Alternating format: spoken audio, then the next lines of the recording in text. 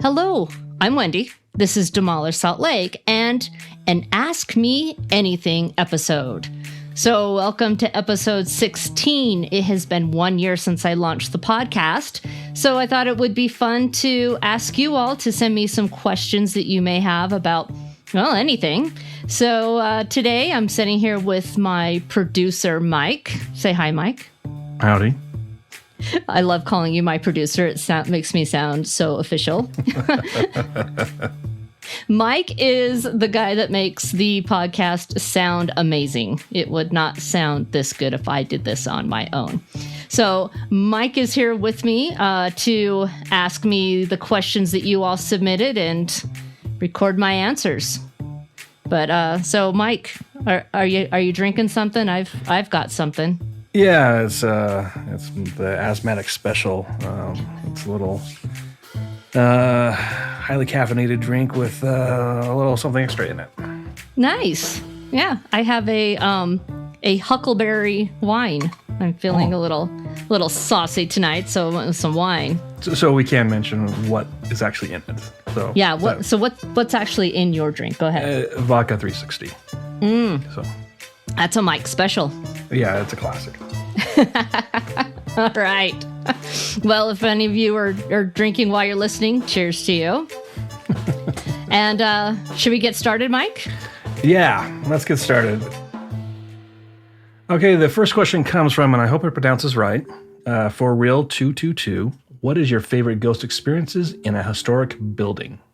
Oh, this is my friend Dawn. So Dawn and I both worked in Memorial House in Memory Grove, and we both have quite a few stories about the ghosts that are in that building. So because she asked this question, I'm going to share a story from that building. So I knew that, I knew it was haunted from the minute I walked in. Just get that vibe, right? And I'd only worked there it was my first week of working there. And I had to go into the office to get something really early. And I walked in, I went into my office, and no one else was there, so it was quiet. I heard all this noise, rustling of papers and kind of walking and just normal office noises, but nobody was there. And I just was not in the mood. So I think I said something out loud like, hey, look, I'm just here to get my stuff and then I'll leave. Can you just be quiet until then? And all the noises stopped. Everything went dead quiet.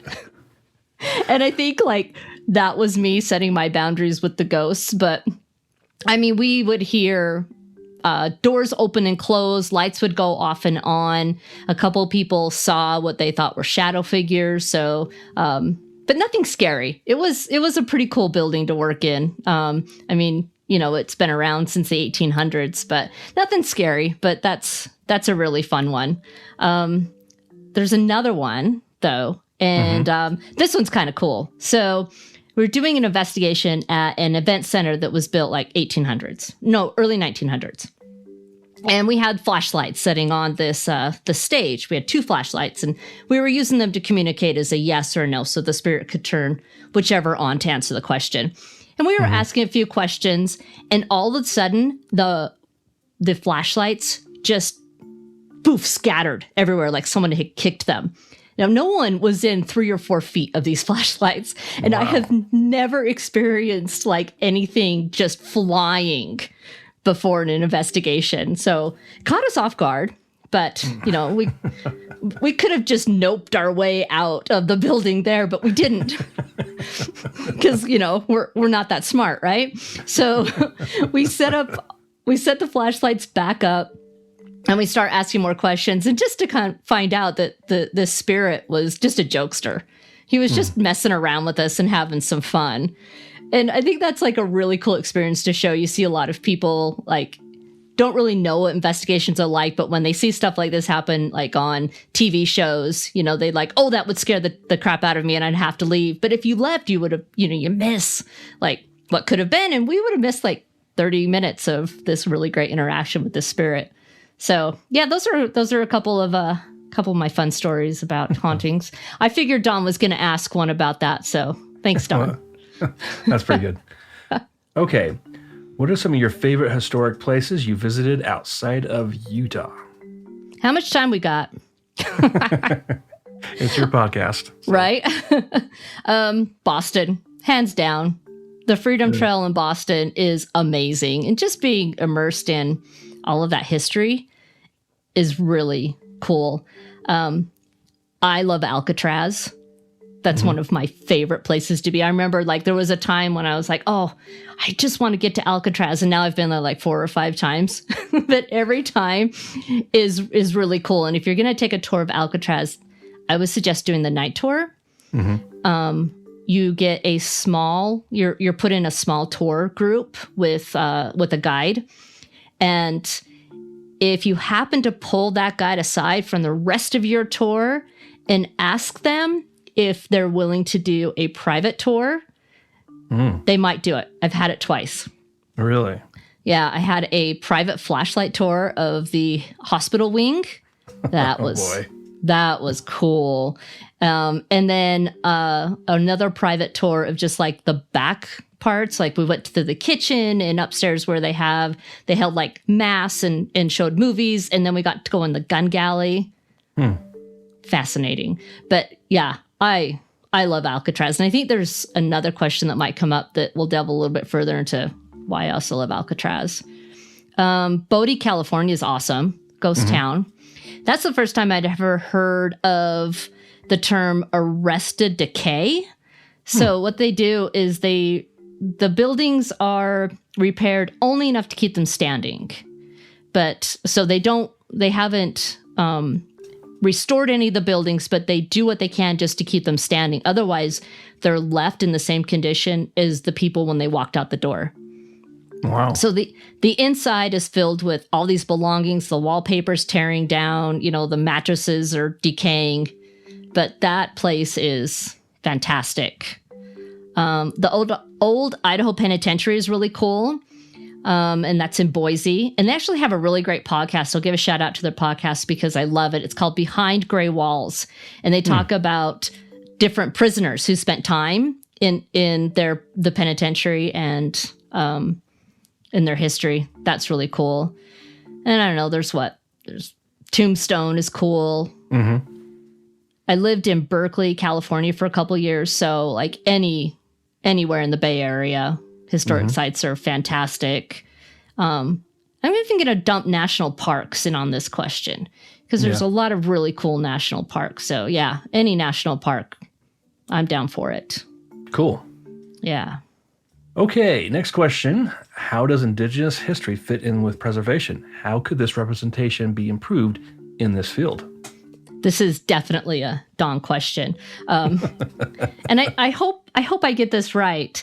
I think it's in the way we present the history. Like, Mike, if I were to say to you, what do you think when I say archaeological sites? Like, what does that bring to mind? Does that bring historic preservation to mind? It brings to mind like dinosaurs and stuff like that. Yeah, right. I mean, you don't really think Indigenous history is historic preservation. We tend to put that with in antiquities. Yeah. Older time, right? So I think getting people to understand that Indigenous history doesn't just belong in the antiquities realm is really important. And so here's another example from Alcatraz because they just do a lot of stuff right. So I like to use Alcatraz as a lot of examples. They have totally embraced their Indigenous past. When the Native Americans occupied the island, I think it was back in the late 60s. I think it was almost 2 years they occupied the island. When the occupation was over, there was a lot of damage and graffiti left to some of the buildings. And the Park Service left it as is and embraced that as another chapter in Alcatraz's history. And actually, put it into the conversation and the narrative that they were already talking about the prison and the prisoners and all of that stuff. And I think the last I read, they were actually looking to add a cultural center on the island. So the telling of the whole history of the island, not just the prison, I think is a really great example of how we could better embrace Indigenous history with historic preservation. So Don, I hope that answers your question. Okay, next question comes from @SLCs. What was it that sparked your interest in demolished/abandoned buildings and looking into their history?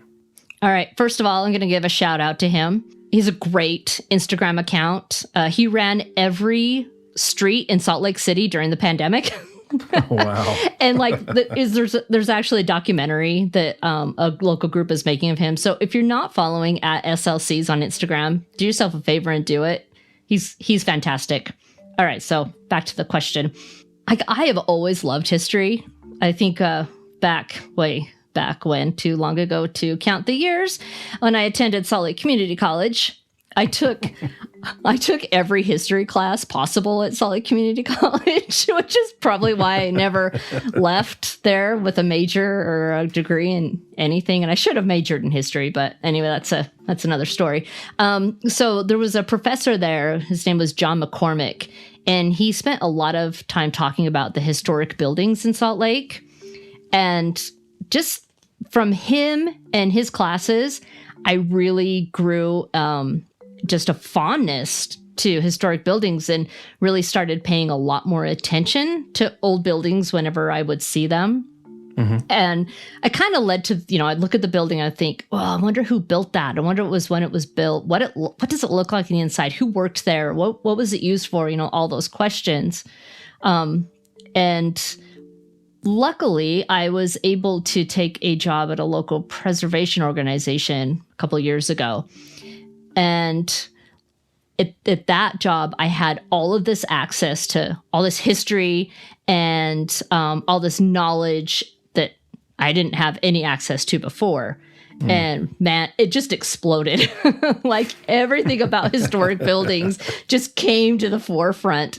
And I absorbed everything I could from there. So when I left that organization, I wanted to continue that. I didn't want to lose momentum on all of this really cool stuff that I had learned. So, right. That's basically what led me on this path to, this whole adventure to where we are today. So, yeah, you can thank my Salt Lake Community College professor, John McCormick, for launching me on this road. Next question. Was there an initial place or building that you were like, I'd like to learn more about this, and everything just sprung from there? Oh, boy. All right, so I can think of two. The Bransford Apartments, which I talked about in my very first episode, and St. Mary's of the Wasatch, which I haven't talked about yet, but stay tuned. There will be an episode on that one. And that was located at the mouth of Emigration Canyon. And that was actually the subject of my very first, ever Instagram post on the whole Instagram account. But I think just the thought that these two buildings once stood made me really want to learn more about them and what happened to them. And, why they're no longer here. What did they look like? Who built it? Where does it fit in our history? And, once I started going down that rabbit hole, I found out about all these other buildings and started finding more and more buildings. And that, you hear people say small lake city, for Salt Lake City. Mm-hmm. Yeah, and it is true because, especially back in the early 1900s, it was very small, right? Right. But everything connected to everyone else. And I find all these connections between all of my stories. And it was just so cool. But once I went down that rabbit hole, I've never emerged back out from that rabbit hole. So yeah, I would say those two buildings were ones that really made me go, all right, I got to learn more. Next question comes from @the_lost_history_of_Saltaire. What was your inspiration for starting the podcast? Oh, good question. At the Lost History of Saltaire, I'm looking forward to your book. He's writing a book about Saltaire. Looking forward to it. It's going to be really cool. And once that book's finished, I'm going to hit you up to come on the podcast. All right, back to his question. I really like telling stories. I've been writing short stories for years, but I just never really found an outlet to put them out there. And then when I started the Instagram account, I kind of pictured that the Instagram account would just consist of a picture of a building, and I'd just say when it was built and when it was demolished, and that was it. I mean, in fact, if you go back to my first post, that's what my very first post was. This is St. Mary's of the Wasatch. This is where it was located. This is where it was built. This is where it was demolished, and that was it. But when I started like finding all of these really cool stories about the buildings and started learning about like, you know, the architect and the builders and the people who put the money into them or lived in them or lived near them or, you know, whatever, it just all became too much for a podcast post. I mean, you know, you can't necessarily tell, you know, 100-year history of a building in an Instagram post, right? Mm-hmm. So I decided on a podcast, and it's been really cool to tell all the stories of these forgotten buildings and a lot of these forgotten people too. I mean, I would say a lot of the stories that I tell, these aren't front and foremost people in our history. Like you know, you would never hear about Dr. Paya other than, you know, if I had told you about his sanatorium. Right. So it's been, I don't know, it's kind of cheesy, but it's almost kind of an honor to bring their stories back to life and to tell about these people who once lived among us. Mm-hmm. And, you know, and I also have this underlying want that I want people to hear these stories of these buildings and, you know, and like be sad these buildings are gone so that it will engage them in wanting to participate in historic preservation. Gotcha. You know, and want to get on board this preservation train with the rest of us. So, you know, when things are going down, you know, they're willing to make a call or, you know, show up to a meeting or send an email, you know, telling us whoever it is, you know, this building needs to be saved. So I'm kind of hoping that this helps people want to do that more as well. Cool. Yeah. At Jennifer Kilpack asks, what demolished buildings that you've researched feels like the biggest loss to what could have been? Oh, let's see. This is a really tough one because I feel like they're all a big loss. But all right, if I had to choose one, I feel like the Utah Territorial Penitentiary in Sugar House would be it would be at the top of my list. If it were still around today, it would be one of the oldest buildings in the city. You know, and there's not many of those left, right? I mean, right. It was built in like 1855, you know, so there's not many of those 1855 buildings left. So I think about what other cities have done with their historic prisons. Like, you know, we talk about Alcatraz and the old Idaho Penitentiary. And there's also Eastern State Penitentiary in Pennsylvania, which is on my bucket list. I got to get out there at some point.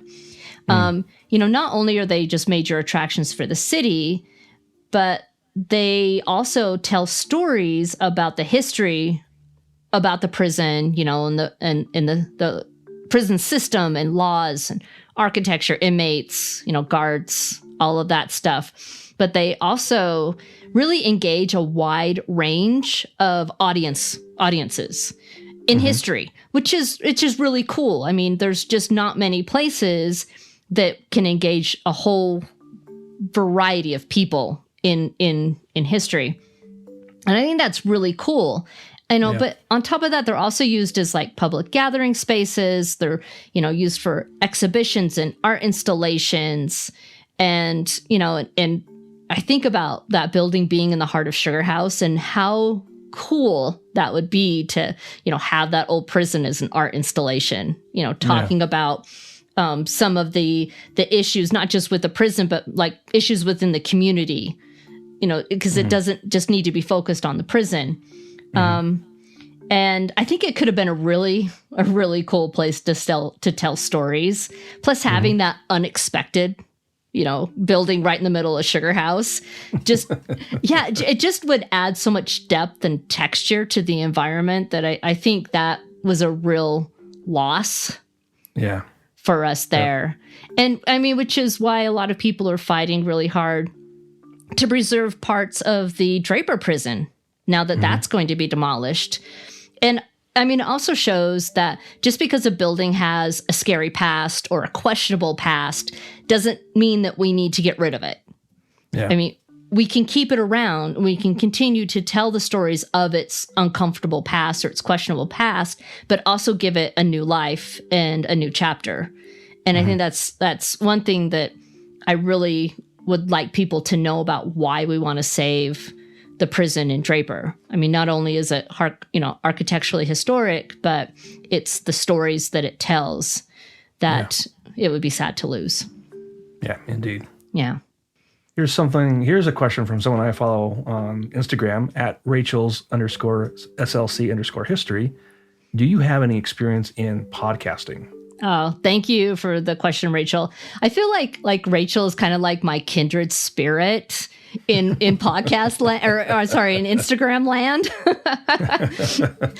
There's like a whole handful of us that kind of do all kind of the same thing. You know, we're telling history, and Rachel's one of them, and she's great. So, as far as having any interest, any experience in podcasting, no, not a one. No experience whatsoever. I mean, I knew how to download them and listen to them, but that was about it, right? Yeah.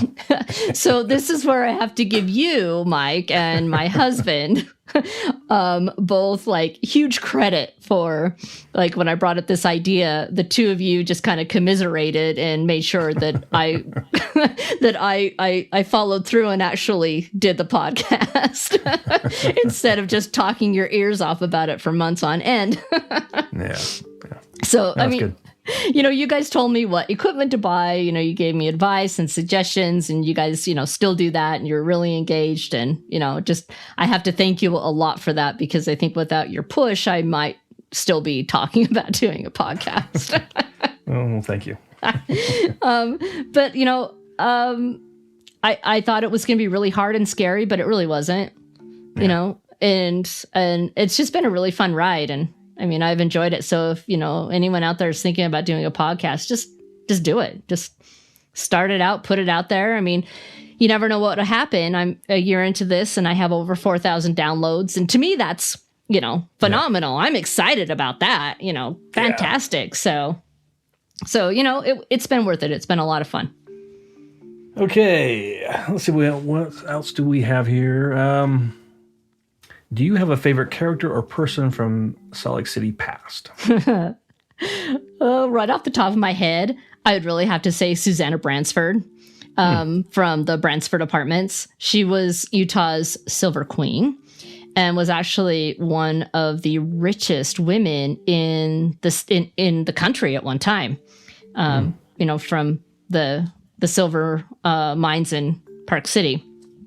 And I talk about her on the first episode 1. So you can go and listen to her because, man, she has a fascinating life. This lady was definitely eclectic and very interesting. She was married like 4 times and only attended one of her husband's funerals.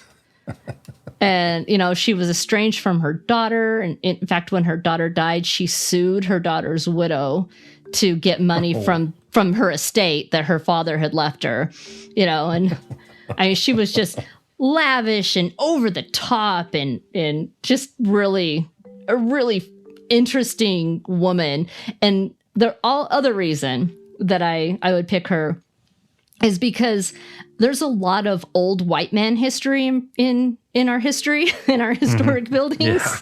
Yes, and there is. So it's really cool to find a story about a woman and a woman that was interested in architecture and, in building. I mean, it was not only Bransford Apartments she built, but there were other ones too. So I think that's why I would pick her, because she's just really interesting. Yeah. I would love to have sat down and had a chat with her. No kidding. Yeah. I mean, that sounds interesting. I want to go back and listen to episode 1 now too. So. All right. Yeah. Well, go ahead and do it. It's I can tell you where you can find it. Okay. Next comes from, and please forgive me if I screw this up, at gent.christoph. What is your favorite architectural style? Is there someone, an architect, historian, builder, known for the style that you look up to and would want to talk with? What would you ask them? Oh, thanks, Chris, for this question. I think Chris wouldn't be surprised for me to say I love me some mid-century modern. I mean, like the atomic, googie architecture, mid-century modern, think like the Jetsons and Go-Go Boots. And I mean, the crazier the design, the better. But I am actually really some people call it an obsession with 19th century insane asylums. Specifically the Kirkbride Plan asylums. So Thomas Story Kirkbride was part of a forerunner to the American Psychiatric Association. And he worked in asylums, but he believed that the architecture of asylums could help cure patients and designed the buildings with treatment in mind. So his buildings were built in this fantastic V shape with lots of windows and natural light and tall ceilings, because he believed that like light and air would do well for, patients that were in the asylums. And I love the idea that architecture could inform treatment and, and the other way around, right? Treatment could inform architecture and help nurture a healing environment. I mean, unfortunately, we all know what happened, with the asylums over the years, and led to their downfall. And he actually died in like the 1880s. So, he wasn't around to see like what became, of his style and his asylums, which I think it would be heartbreaking for him to have taken this grand idea and saw what inevitably happened. But I would love just to talk with him about his plan, and really like get his thoughts on what he was thinking, why it was this design, and then, talk with him like why he thinks things went so wrong. And maybe what we could have done differently. I mean, there are only a handful of these buildings left. I think there were 100 and some asylums built in the Kirkbride Plan. We didn't have one here. The Utah State Hospital in Provo was built in the Cottage Plan, and I have an episode about that if you want to hear about that. But so I'm actually surprise, a big supporter of those organizations that are trying to save the Kirkbrides. And the 99% Invisible podcast did a fantastic episode about Thomas Kirkbride.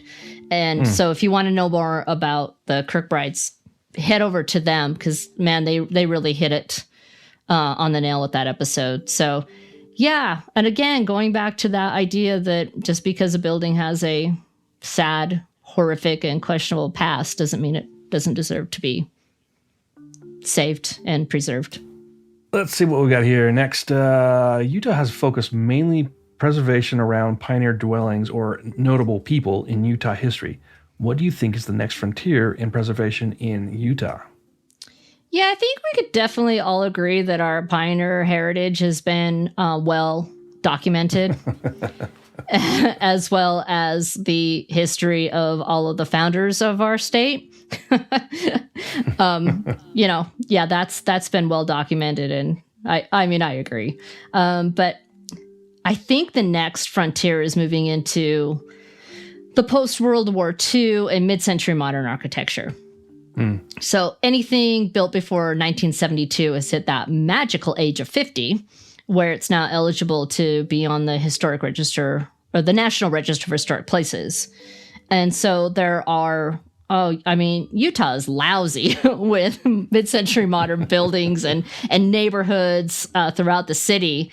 And I think that we really need to start embracing that architecture and seeing that. I mean, honestly, like I think of 1972. I mean, I know how old I am, but when I think 1972, I just think it was like, oh, that was last year. I don't think it was 50 years ago. So, when you like think of the Brady Bunch, should we preserve the Brady Bunch's house? But that's kind of what we're talking about, right? Right. And unfortunately, we have way too many television shows. Yes, I'm looking at you, HGTV and the Magnolia Network, that, highlight flippers. And I can't even watch any of those shows anymore because it is so maddening that, people are taking this really great architecture and turning it into the design du jour of the year, which is either all white and all gray. And there's no depth, there's no interest, there's, nothing to it. When you have this really cool mid-century architecture, especially the bathrooms, man. Can I do a plea, Mike? Yeah. Please stop ripping out vintage tile bathrooms. Please. That is my soapbox plea. Embrace the quirkiness. They are awesome and they are lovely, and we need to save them because, this all white tile bathroom with, the IKEA sink, pedestal. I can't do it anymore, people. So yes, I know I have thoughts. Yes, you do. So I think we need to step up our game and start seeing that era as preservation worthy. And there's a whole lot of neighborhoods all throughout Salt Lake that I know the neighborhoods have gathered together and they're looking to, submit a National Register application for their neighborhoods to have the whole neighborhood be part of the register, which, man, oh, wow. Yeah, I'm all for. Yeah. I mean, on the other hand, we just need to find a better balance between preservation and, the torrent of construction that is going on right now. I mean, I know not every building's going to be saved and not every building should be saved. I know, I understand that. And I know we need housing and I know, there's all this stuff going on, but we need to find a way to work with like our city officials and our developers to keep more of these historic buildings for adaptive reuse than just ripping them out. And I will get off my soapbox now. So, well, I think you bring up a good point, though. I mean, there's a reason for, multi-use or multiple uses of these buildings. And it's that, I think you said it in one of your episodes where you talked about they have a story and, it's important to keep that story going. And whether that means we, memorialize it or we continue to use it and learn from it. I think that's important too. Yeah.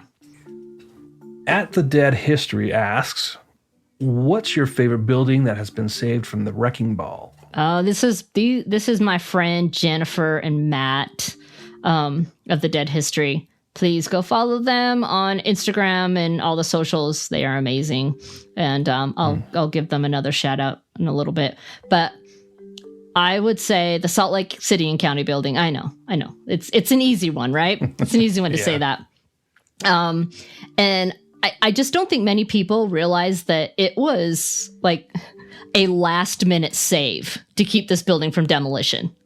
It was ready to go. And, the fact that they pulled it all through at that last minute and saved it. And then, there's also my dad's company worked on the restoration back in the 80s. And so that building holds just very special place in my heart, and other than that, I love seeing all the historic neighborhoods, driving through all the historic neighborhoods. I've actually been known just to park my car and walk so I don't get in a car accident so I can look at houses. And if you leave your windows and doors open and it's dark outside, I will look in your house, just so you know.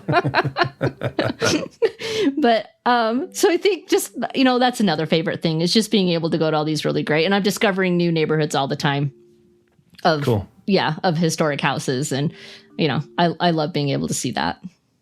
I believe this is the last question submitted. All right. Favorite haunted building? Oh man, that's a tough one, right?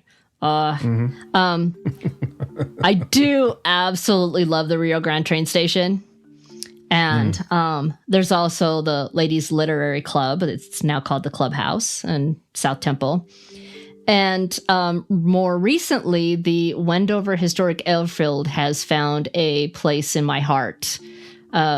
I was able to join Jennifer and Matt Jones of the Dead History doing an investigation out there. It was last September or October. And the history is amazing. And the people that run the organization out there that are looking to preserve all of these buildings is amazing. And I actually recorded an episode with Jennifer and Matt. I think it was episode 14. And we talk about our experiences out there and just what Wendover Airfield means to them and me. So yeah, I'm going to go with that one too. And I'll also give a shout out, make sure you're following anyone that asks questions on here is just, they're all fantastic Instagram accounts. Thank you guys so much, but give them a follow. Well, I hope you don't mind, but I've got a question to ask you. Oh, sure. And that is, what's new for the podcast in 2022? Oh, let's see. I, over the Christmas break, I got a YouTube channel up and running. So if that's nice. If that's your jam, you can find the podcast on YouTube. Nice. I hit the launch button on my Patreon today. Yeah, that's something that's been a while, that's been in the works a while. So you can join me on Patreon. I have 2 tiers on Patreon, $2 tier and I think a $3 tier and a $5 tier. See, it's still so new that I don't have it memorized. And with cool bonus content and stuff like that. So, if you want to support me and the podcast and, help me to expand the podcast a little more, man, that would just be fantastic. So yeah, find me on Patreon. There's also the possibility of a website coming up this year. So that's in the works. And I don't know, maybe you'll find me on TikTok as well. I'll try to embrace the younger generation on TikTok. There you go. Yeah. So, any plans for any more trips or anything like that? I think we'll do another summer road trip this summer. That was really cool to get out of Salt Lake. I have some ideas with that. And I'm hoping to do some more partner episodes with some other people that are in the preservation field or, doing really great things with historic buildings. So, hopefully those will come about too. And then it's just, telling you more stories about our long lost buildings and teaching you some history and having some fun while we're at it. Very cool. Yeah. I'll look forward to it. Yeah. Well, thanks, Mike, for setting in with me on this episode, so it's not just my voice. And again, huge shout out to you for all you do. Thank you so much. Yep. And make sure, if you're listening, make sure to follow me on Facebook and Instagram at Demolished Salt Lake Podcast and on Twitter at Demolished SL Pod. The next episode is going to be on a really cool Victorian mansion that was only around for a few years. So that'll be a fun one. Yeah. That's a tease. That's a tease nice. There. Huh? So stay tuned. All right. Thanks for listening. Thanks, Mike. Thank you. All right. Bye-bye.